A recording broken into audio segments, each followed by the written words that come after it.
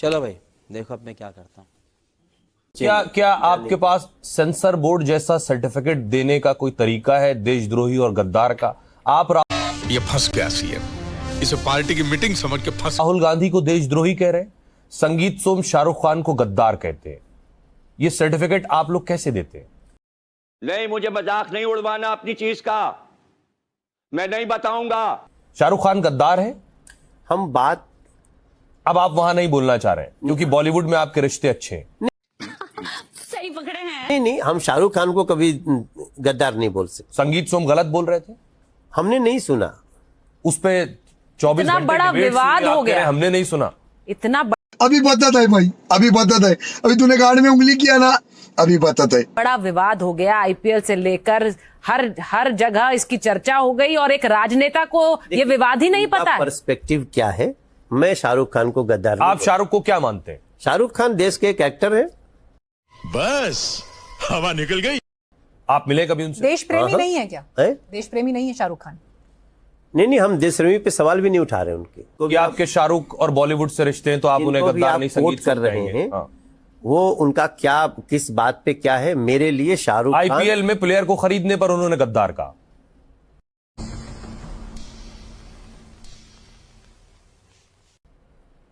नहीं, इतनी बात नहीं इतनी बड़ी बात नहीं अनकंफर्टेबल हो रहे हैं। मनोज तिवारी आप मान रहे हैं स्टैंड संगीत लेने सोम ने में गलत क्यों? कहा था?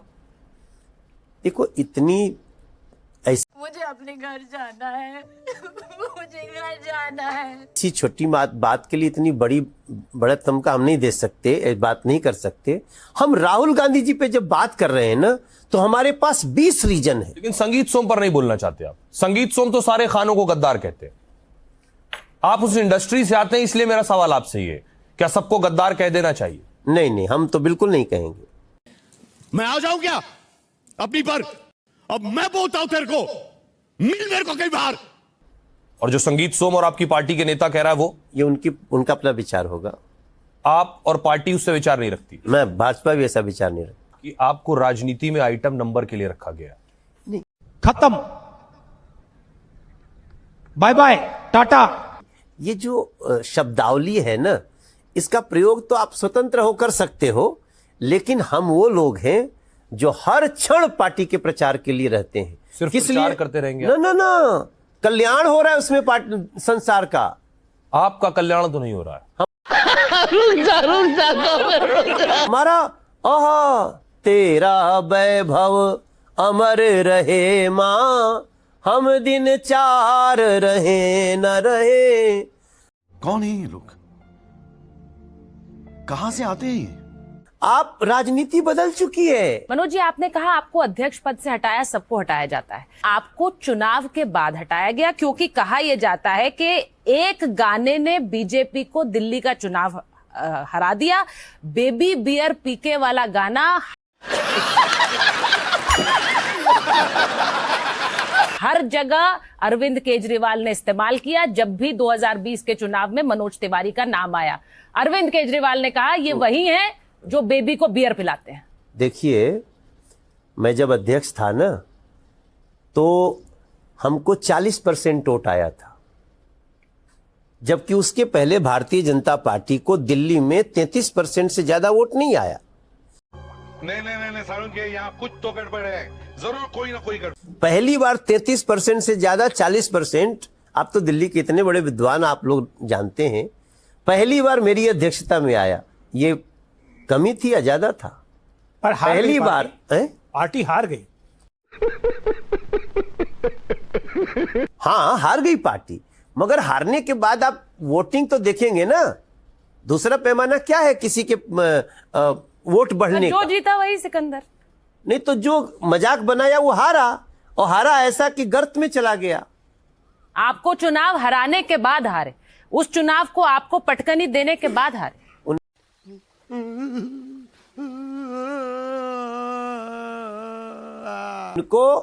उनका जो जड़ था वो भ्रष्टाचार और लूट का जड़ था, उसको उखाड़ने में थोड़ा टाइम लगा।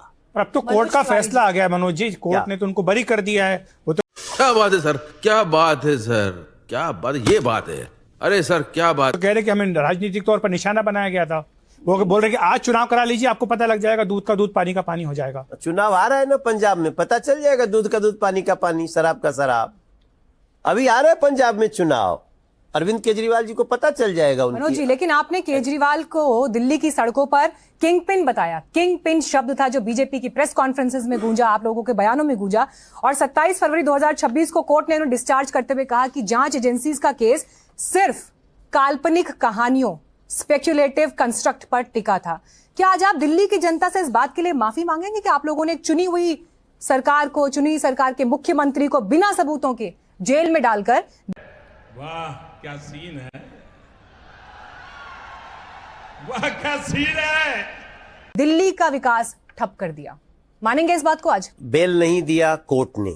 अरविंद केजरीवाल जी को अपने पद पे रहते हुए सीएम पद पे फाइल पे साइन नहीं कर सकते, फैसला दिया कोर्ट ने। 6 महीना जेल में रहे कोर्ट के आदेश से। तो आप कोर्ट के फैसले का इंतजार कीजिए, इस दौरान आप उन्हें बार बार भ्रष्ट और अपराधी क्यों कहते हैं?